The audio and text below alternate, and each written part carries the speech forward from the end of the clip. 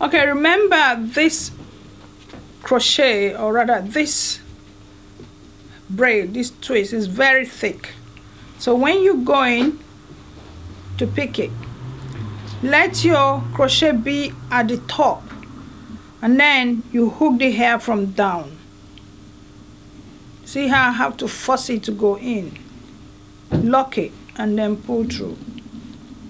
Again, remember the strand is very thick, so to go through the cornrow takes a bit of time, but it's gone through finally. And then you try and open a little bit and pull your hair through. Now the beauty of what we did helps to flatten it. You see when I do that? So it stays really flattened.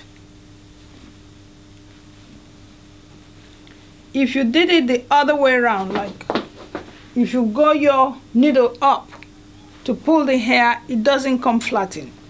It comes bumpy. So I'll show you an example. So this is me coming from here. Let's say I'm going this way, which I don't want to. Then the hair comes from here.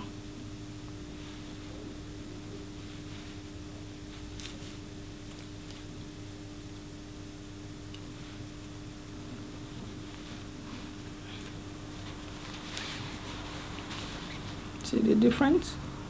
So it goes bumpy because now the hair is going over.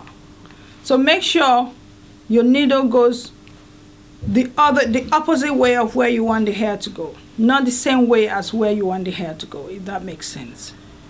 And I thought I should share that with you, because I talk too much in videos, so I try not to talk too much again.